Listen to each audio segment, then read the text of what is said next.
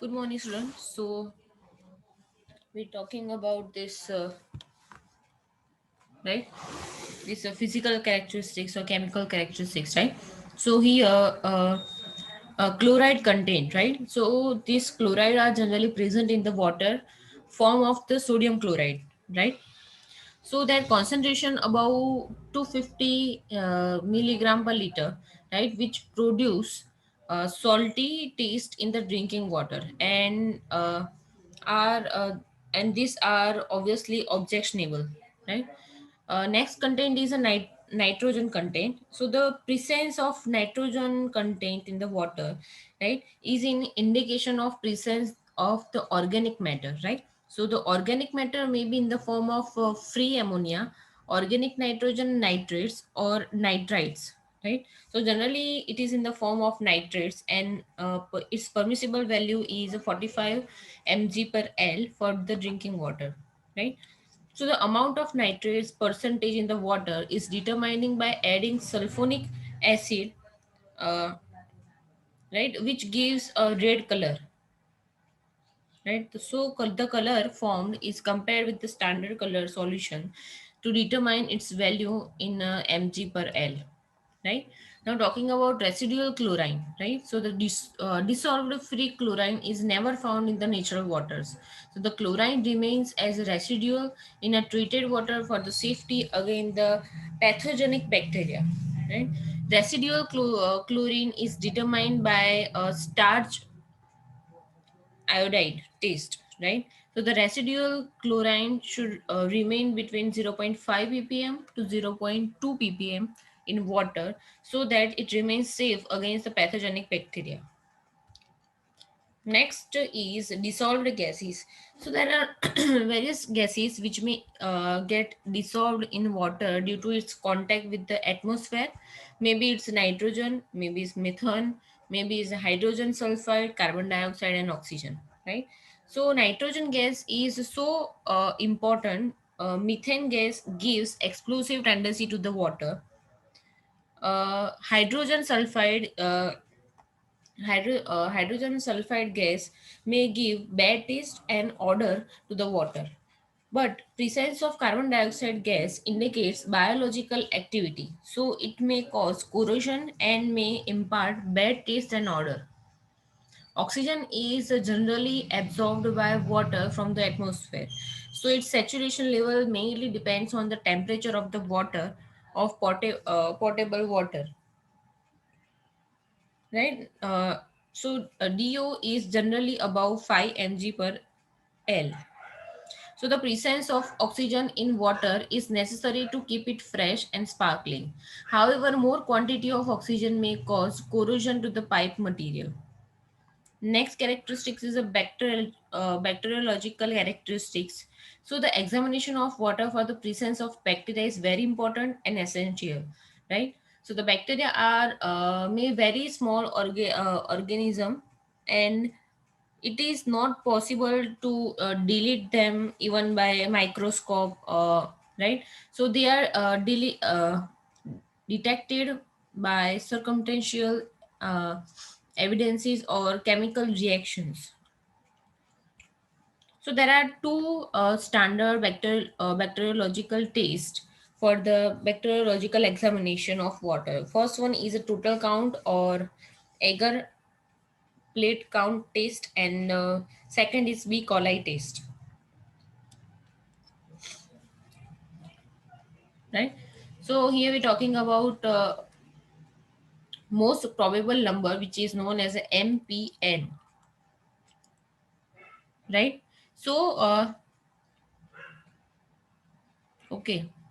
So the most probable number, which is MPN, which represent the bacterial density, which is most likely to be present, right? So MPN is basically based on the application of law of statistics to the result of number of the test, and is more accurate than the coliform index. So the number of tests are conducted on the portion of the sample using uh, difficult delusions for E. coli identification. Basic assumption for MPN method are that bacteria follow poison statistics, right? And that a single viable cell with a result in a turbidity of the test media under the conditions used.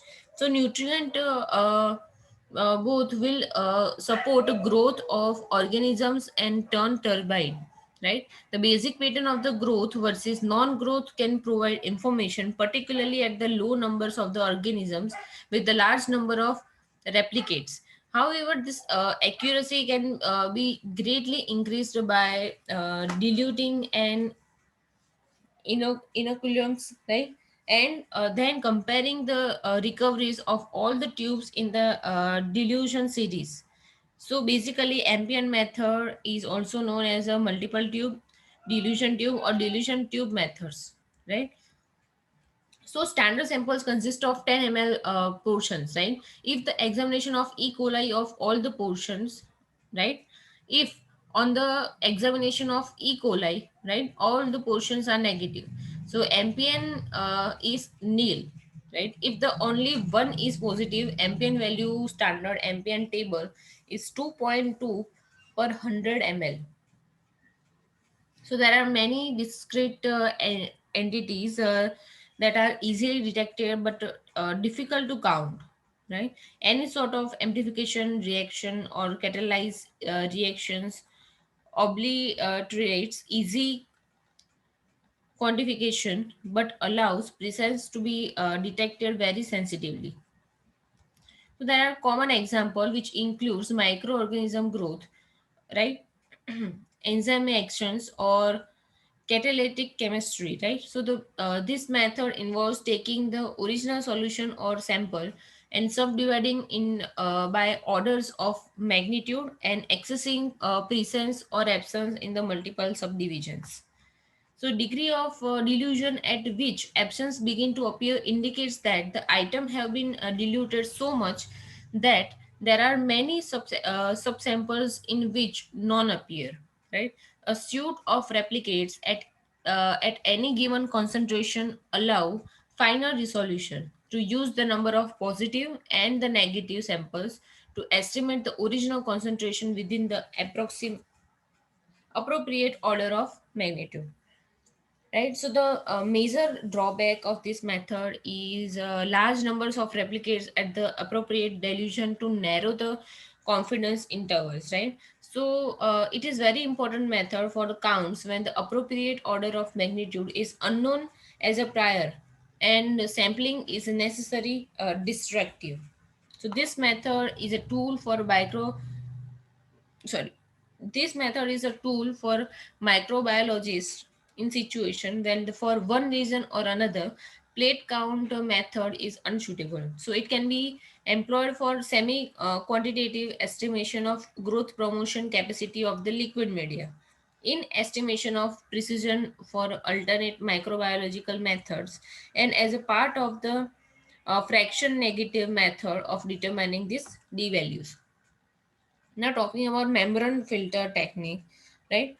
So a membrane filter technique is known as short form of this method is MF, which is introduced in the late 1950s as an alternative method to the MPN procedure for microbiological analysis, right? So this technique offer an advantage of isolating discrete colonies of bacteria, whereas the MPN procedure only indicates the presence or absence of the appropriate number of organisms. So the connection of large samples on a member filter is a key benefit of the technique over the ambient procedure, as well as pour plate and spread plate techniques. So many industries and standard test procedures require samples of 100 ml and more to be analyzed to the presence of bacteria. The pour plate technique is limited to the sample volume of 2 ml, and spread plate technique has a limit of zero point 0.5 ml. So using this technique, 100 ml sample is passed through the 47 membranes using a filtered funnel and vacuum system. So any organisms in the samples are concentrated on the surface of membrane, right? So the filter is then placed in the petri dish with a nutrient medium. So the passage. of nutrients through the filter facilities the growth of the organisms on the upper surface of the membrane. So the district colonies that form on the surface of the membrane can easily be transferred to the conformation media. So generally, municipality waste treatment plants monitors this all drinking waste and surface waters for the presence of coliform bacteria by this MF technique. So the key organism monitored in water treatment facilities is E. coli. So EPA considered this organism the leading indicator of fecal contamination, right? So the MF technique is used at this industries lab to monitor presence of microorganisms in processed waters and the final product. The pharmaceutical and cosmetic industries typical focus on monitoring that process of water for Pseudomonas species, right? So the electronic industry monitors for any and all the microorganism because they must keep their processed water free from even the smallest organisms, right? So this microbial monitoring in the food and the beverages industry typically employs several type of techniques because the variety of the samples that are encountered, right? So the beverage samples can typically be monitored for microorganisms by the MF technique, but when solid samples cannot liquefied, alternative methods should be used, right? So this MF technique is an effective accepted technique for testing fluid samples for the microbiological contamination, and it involves less preparation than many conve- uh, conventional methods, right? And is one of the few methods that will allow the isolation and enumeration of microorganisms. So this technique also provide presence or absence information within the 24 hours. Now, talking about drinking water quality standards.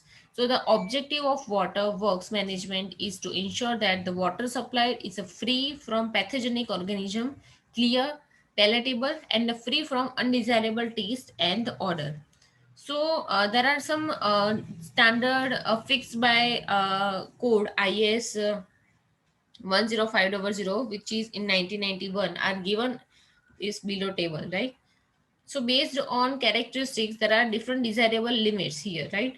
So for the durability is limit is 5, for color is a 5, odor is unobjectionable, taste is agreeable, pH value is between 6.5 to 8.5, total hardness is 300 mg per L, iron is zero point 0.3 mg per L, chloride is 250 mg per L, residual free chlorine zero point 0.2 mg per L, dissolved solid 500 mg per L, calcium 75, magnesium 30, copper 0.05, magnesium 0.1, sulfate 200, nitrate 45, fluoride 1,